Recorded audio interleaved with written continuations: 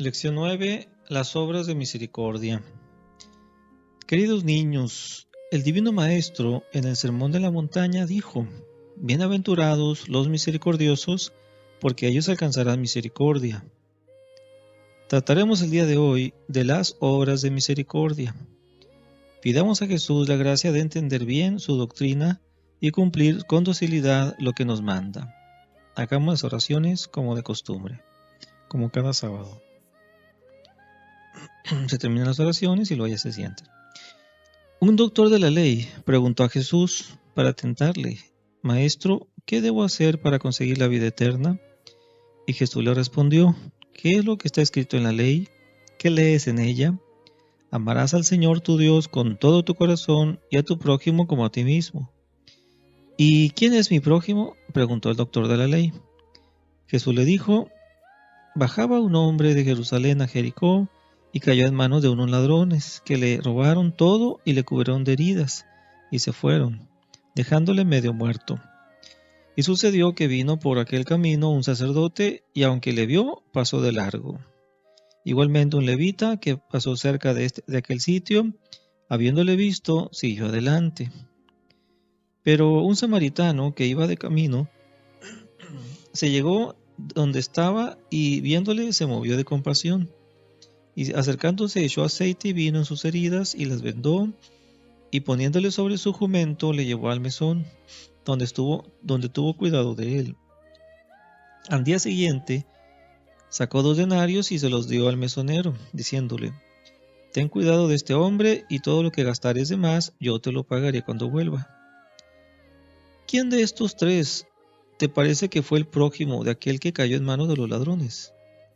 Y respondió el doctor de la ley: Aquel que tuvo misericordia. Bueno, pues anda, le dijo Jesús, y haz tú otro tanto. Vamos a repetir esta parábola del compasivo samaritano. ¿De dónde bajaba aquel hombre que cayó en manos de los ladrones? ¿A dónde iba? ¿Qué le sucedió? ¿Qué le hicieron los ladrones? ¿Quiénes pasaron por allí? ¿Qué hizo el sacerdote? ¿Qué hizo el levita? ¿Cómo socorrió al herido el samaritano? En esta parábola, respecto a la conducta para con el herido, se habla de 3 clases de personas. Citaremos primero a los malhechores. ¿Qué significa esta palabra malhechor? ¿Quiénes fueron malhechores? A ver, que venga fulanito. ¿Qué ha dicho los ladrones? Tú, como instruido en doctrina cristiana, casi como un teólogo, no es necesario advertir que en nuestra catequesis nunca los niños hacen de malhechores o de egoístas. Vas a decirnos qué pecados cometieron los ladrones. ¿Contra qué mandamiento faltaron? Sí, muy bien. Bueno, la segunda clase es de los egoístas. ¿Quiénes fueron egoístas? Aquel sacerdote judío, el levita también. Viene un niño que haya dicho el sacerdote y otro que haya dicho el levita. ¿Qué es un egoísta? Uno que solo se cuida de sí mismo y no se preocupa para nada del bien de los demás. A ver, dinos, fulanito, ¿por qué has llamado egoísta a este sacerdote judío? Si no vio al herido. Bien claro, dice el Evangelio que lo vio y pasó de largo. ¿Y tú, sutanito, por qué has dicho que fue egoísta el levita? Igualmente, el levita, habiendo visto al herido, siguió adelante. Supongo que sabéis que los levitas eran de la tribu de Leví. Ayudaban al culto, pero no eran sacerdotes. Ahora les pregunto, ¿tenían el sacerdote y el levita obligación grave de socorrer a ese caminante? ¿Por qué? ¿Obligan bajo pecado mortal las obras de misericordia? Algunas veces sí. ¿Cuándo obligan de precepto? ¿Qué dice el catecismo? Muy bien. Aquí la necesidad bien grave era. El viajero estaba lleno de heridas, medio muerto. Bueno, pasemos a la tercera parte. La tercera clase de personas son los bienhechores. ¿Qué significa la palabra bienhechor? ¿Quiénes fueron bienhechores? El samaritano. Se hace venir al niño que dijo eso. ¿Y nadie más fue bienhechor? Ah, el posadero, el mesonero. A ver, venga para acá ese niño. Muy bien. Vamos a ver. Fulanito, tú has dicho que el samaritano fue bienhechor. Cuenta las cosas buenas que hizo con el herido. Y tú, sultanito, has dicho que el posadero fue el bienhechor. A ver, dime qué hizo. Adviertan una diferencia. El posadero cuidó del herido. Tenía obligación. ¿Por qué? Porque se le pagó el samaritano. Le dio 2 denarios y se comprometió a pagarle todo lo que gastare en atender el vejero. Así que en justicia estaba obligado a mantenerle en su mesón y cuidar de él. En cambio, el samaritano nadie le pagó. Al samaritano nadie le pagó, ni le dio nada para que hiciese lo que hizo con el herido. Fue una obra de misericordia, no de justicia. Y les hago la misma pregunta que respecto al sacerdote y al levita. ¿Estaba obligado el samaritano a socorrerle? Claro que el obligado fue el que pasó primero. Y como ese no lo hizo caso, quedó obligado el segundo, el levita. Mas tampoco este atendió al herido. Así que el samaritano que llegó después no iba a dejar abandonado a un herido tan necesitado de socorro. Tenía obligación de hacer lo que pudiera para evitar que muriese. Aún se me ocurre una pregunta. Aquel que bajaba de Jerusalén a Jericó, según parece, era un judío. Y como en otro lugar dice el Evangelio, los judíos y los samaritanos no se trataban, estaban enemistados. ¿Tenía el samaritano obligación de socorrer a un judío? Claro que sí. Porque aunque uno sea enemigo nuestro, es nuestro prójimo. Y la necesidad era muy grande. Se comportó, pues, muy bien el samaritano, y Jesucristo le propuso por modelo. Y después, ahora de esto, los niños vuelven a sus bancos. Segunda parte. ¿Cómo ha de ser la misericordia? Haremos un juego mudo. El catequista coloca en línea a tres niños, uno con la mano en el corazón, otro con la mano extendida, otro extendida como dando una cosa, el tercero con los ojos mirando hacia arriba. A ver, aciertan a leer esto y les muestra a los 3 niños con las diferentes posturas.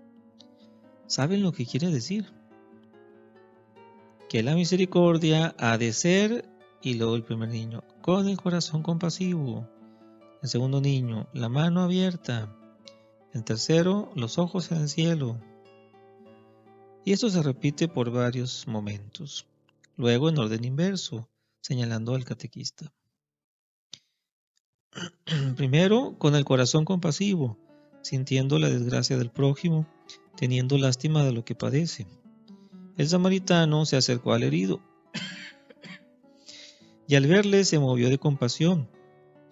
El santo Job lloraba con el afligido y sentía las penas del pobre. Segundo, la mano abierta, socorriendo. Por eso decimos obras de misericordia, obras.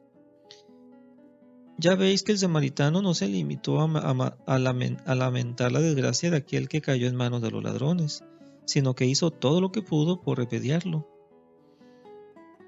Tercero, los ojos en el cielo. Da a entender que las obras de misericordia han de practicarse por amor a Dios, no para que los alaben los hombres o lo publiquen los periódicos. La intención debe de ser recta, o sea, hacer las cosas por amor a Dios. Tenemos tantos motivos para hacerlas por Dios. Primero, Jesús lo quiere. Sed misericordiosos, nos dice. Segundo, así nos parecemos a nuestro Padre Celestial. Tercero, Dios nos lo ha dado todo. Da al Altísimo, dice el libro sagrado, Eclesiastés, según lo que Él te da. Da con generosidad lo que puedas. Cuarto, el Señor nos premiará como hecho a Él, lo que hagamos con los necesitados. Bienaventurados los misericordiosos. Y luego vienen las preguntas retrospectivas. A ver, ¿cómo ha de ser nuestra misericordia? Muy bien. ¿Qué significa con el corazón compasivo? Correcto. ¿Y con las manos abiertas? Sí. ¿Y los ojos en el cielo? Muy bien. Decida algunos motivos para socorrer al prójimo por Dios. Y los niños vuelven a sus bancos. Tercera parte. ¿Cuántas son las obras de misericordia que menciona el catecismo? ¿Cómo se dividen en espirituales y corporales? ¿Por qué las espirituales son más importantes? Muy bien. ¿Cuáles hay que practicar? Las que podamos. Primero, cada uno según sus aptitudes, según sus medios de que disponga.